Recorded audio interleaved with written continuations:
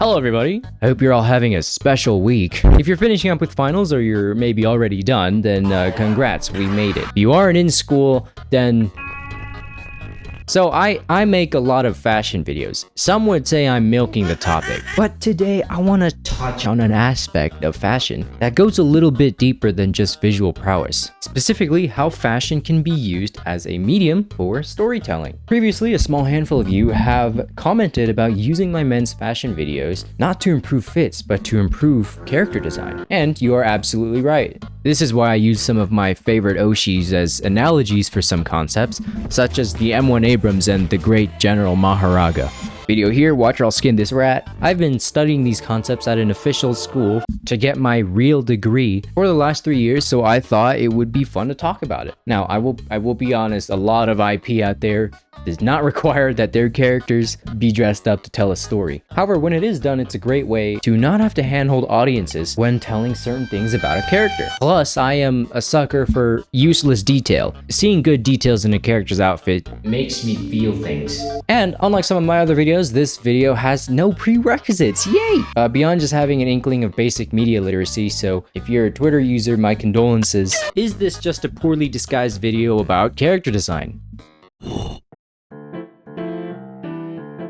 So why is fashion such an effective medium for storytelling, when there are so many other things out there that you can use? Well, that is because fashion is inherently relatable. Let me explain. We, as humans, have been wearing clothing for fucking forever. And understandably, as we gained a sense of culture, clothing became more than just a way to cover up our piss shooters. No matter how weird it gets, clothing is still clothing. So it makes sense that fashion, something that we as humans use every day, is one of the best mediums ever to wordlessly convey information about a character. And it's extra special because unless you're a woman in Fire Force, the clothing stays on you. It goes wherever you go, unlike something like a living space. Notable exceptions. So now we've established that what a character wears can say a lot about them. But let me ask you something. What does what you wear say about you?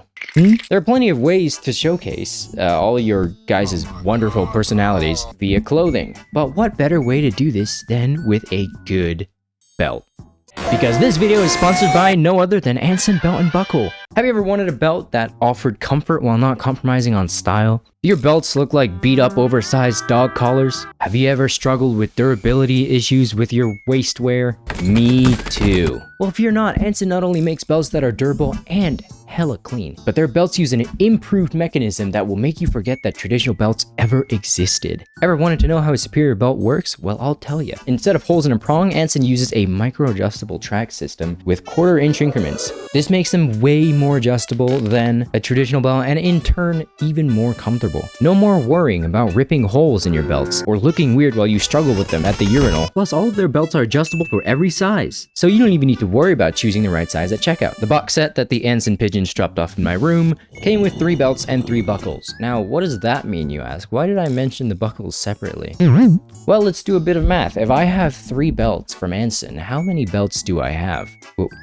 1, 2, 3. Wrong! You have 9! Let me explain. You ever seen a belt that can swap buckles? Well, now you have. You can take the buckle of one belt and slap it on another for a completely new look. So 3 belts and 3 buckles turns into 9 different combinations. With this much choice, you can customize to your heart's content and absolutely mog everybody else's belt game. And beyond that, they have belts for specific purposes. They offer formal belts, casual belts, carry belts, whatever adventures you get up to, whether you're fording a river or closing a deal, I guarantee Anson has a belt and buckle for you. But folks, that's not all. Because Anson Belt & Buckle is sponsoring today's video, when you click the link in the description or scan this QR code to build a box set, you'll get 2 bonus pieces, a buckle and a strap completely free. 3 buckles and 3 straps, which again can be mixed and matched to make a total of 9 belt combos, all in one box. It's an exclusive deal you won't get anywhere else, so make sure to click that link, build your set, and upgrade your belt game today. Thanks again to Anson for sponsoring the video. Let's get back to the rant. Fashion as a storytelling tool really only only stays effective so long as the audience is able to draw connections without needing to be told. So this whole rant will unfortunately exclude things like on the really unrealistic side, such as most Overwatch characters, because nobody in 2025 goes outside wearing a personal mech or a magic sword. Now, of course, this relatability can be suspended somewhat, like in Dune. They wear some really weird shit in Dune, but they have little details that are rooted in our real world that still keep them relatable for audiences. It's like adding fruit to a protein shake to make it more stomachable. For example, desert people who dress like Middle Easterns are not a new concept, no matter how weird their designs are. Well, let's talk about some core tenets. These are the storytelling / character traits that I believe are the most important to convey through clothing. And the two examples that I will repeatedly bring up are Robert Pattinson's Batman and the Dune franchise. Age of the person. Now, obviously, with age, like, children tend to look like children. We don't need a sign on their shirt telling us that they're nowhere near experiencing a midlife crisis. Similarly, you don't need clothing to tell that an old person is old, usually, but conveying age through clothing is a way to make their design more convincing or relatable. Miles Morales, for example, dresses like a teen from New York. Hoodies, puffers, kicks, American streetwear. We already know that he's a young New Yorker, but now we believe it. Hey, I'm walking out. His design would be a lot less convincing if he dressed like Wallace from Wallace and Gromit. This tenet can also be used to try and convince the audience that the character is a certain age, even if they are obviously not. For example, when we see 40-year-old high schoolers in American films, or that very weird scene in Saw 3D where we see an age regressed John Kramer ? Seriously, what was the thought behind this? Could they have not like tried a little bit harder? Masculine or feminine? This one is heavily reflective of a character's personality. Now, I'm not trying to make it some sexist bullshit over here, okay? But I think ignoring that certain things are objectively masculine or objectively feminine is not only ignorant, but it's stupid. John Wick, aggressively masculine. Yeah. Your Forger, aggressively feminine. But they are both assassins dressed for dinner parties, and both beautiful in their own right. Especially your. But even that aside, both men and women can be masculine or feminine. Those terms do not mean boy and girl, respectively. This is not Pokemon. For example, Azula being given what is basically soldier armor for the majority of the series subverts her role as a royal princess by quite a long shot. Toph also applies here for basically the same reason. Or as another example, Twinks from MiHoYo games having waxed midriffs. What the fuck is up with that? But obviously, going the traditional route can also be very well done, like in Veil, where fashion becomes a staple of the media itself. This manga is so fucking peak, by the way. Wealth or background. This is one of those traits that really only becomes a storytelling tool when the character is either really poor or really rich. Because middle-class fashion tends to be both boring and uninteresting from a storytelling standpoint. Nobody gives a fuck about how Christian from the suburbs grew up in a 2-story house with a dog and a family with 2 cars. Sorry if your name is Christian and you are from the suburbs. There are subtle ways to do this, and there are not so subtle ways to do this. Very good example of it not being subtle at all are the Hunger Games rich people. In their culture, rich people dress like this, I guess. They communicate this by having drastically impractical clothing that indicates the luxury to be impractical. Seriously, what the fuck is this? I can't imagine there being any other reason for dressing this way than being able to show that you can. Or, in contrast, Denji when he was poor. There is no luxury to look like anything at all. Oh no, Denji, you spent too much money on porn mag, now we are homeless. And of course, for our brooding case study, we have Bruce Wayne being rich. That is one of his main character traits. We all know the story of the poor, wealthy orphan. Fancy cufflinks, formal coats, and a nice suit. All right, next one, number, I don't even know, 5 or 6, 4? The role that they physically are. For example, these people are all mechanics. What, you're confused? What do you mean mechanics don't look like this? All mechanics look like this. They're obviously all mechanics. If they are a cop, just give them a cop outfit. Sometimes that's all you need. In the case of Judy Hopps, she has literally no other traits on her person indicating anything besides her being a cop, which is fine. Children's media doesn't often need lore-saturated level of clothing that something like Dune has.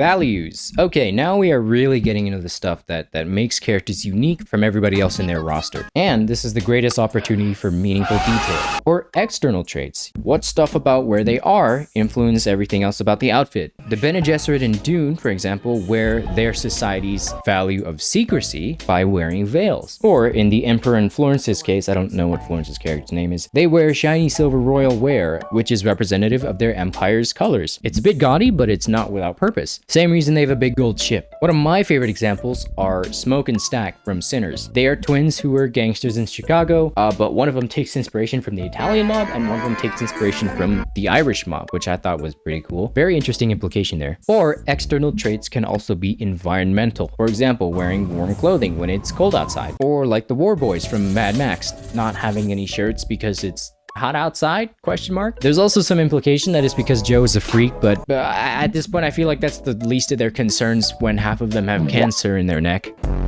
And of course, fashion can be used to communicate internal values as well. But the internal traits that characters wear on their sleeve are usually unique to them. For instance, Giancarlo's moral of always needing to look strictly clean-cut in every situation, even this one. Or Merida from Brave, her dress having the tears around the joints so she can properly draw her bow. These represent traits that are unique to their characters, and their clothing is tailored as such for them. Bruce Wayne / Batman is a prime example of showing both external and internal values effectively via fashion. Throughout the film, he's got 3 main outfit aesthetics. The Drifter character that Bruce Wayne uses showcases the internal values of wanting to stay hidden while he's looking around outside in society. The outfit also prioritizes practicality over any kind of visual aesthetic. He wears a heavy bomber, a hat, a hood, and a mask to conceal his face, and he has a durable military backpack to keep his batsuit. Batman, on the other hand, has a huge emphasis on appearance, specifically iconography and intimidation. Broad shoulders, a logo, a recognizable silhouette, and visible armor. And finally, the Bruce Wayne character, who we have already discussed. This version of Bruce Wayne shows an external value that he would rather not have to care about, which is keeping up appearances as the prince of the city. In addition, we get to see his true priorities during the scene where he forgets his cufflinks and Alfred lends him his so he stays gold.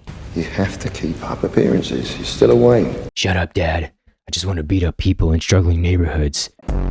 Whether a character dresses boldly or not is, in my opinion, the most crucial factor when you are trying to visually fit a character into a certain story role. Both antagonists and particularly strong heroes tend to have very aggressive or bold fashion, or even something as simple as the iconic aviators in Top Gun. If you want an example where things were pushed quite a bit but still look very familiar, I give you the Harkonnens. Now I know it's one of the less realistic examples I've brought up because they have no eyebrows and black teeth, but they still make use of royal gowns, which we are familiar with, and a lot of their outfits take inspiration from BDSM gear. May thy dick chip and shatter. May thy dick chip and shatter. But their aggressive wear makes for a very delicious antagonistic group. This tenet can also be more subtle. This person's gray suit is a bit fancier than everyone else's gray suit, so he must be in charge. Conversely, characters with a more nice nature or a softer role reflect this in how they are dressed. For a very grounded example, the Chinese short guy from Ocean's 11. For a slightly less grounded example, the wives from Fury Road.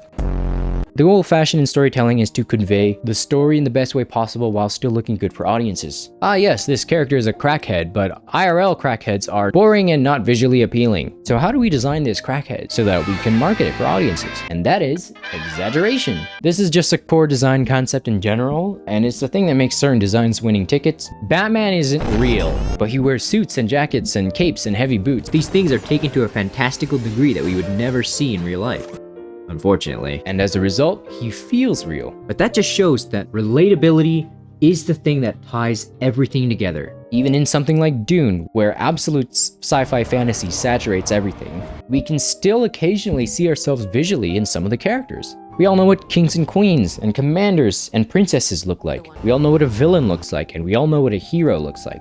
This is also why human-made stories, not to go on a side tangent, but will always beat AI. Objectively, because these stories are made for humans to relate to. The only story that an AI could make better than a human would be a story about an AI or a story made for other AI to enjoy. I really hope that doesn't age poorly. Alright, thanks for listening to today's rant. As always, I hope you learned something. And once again, a reminder to check out Anson Belts, link in description. Subscribe or this rat will never know warmth in the sunlight.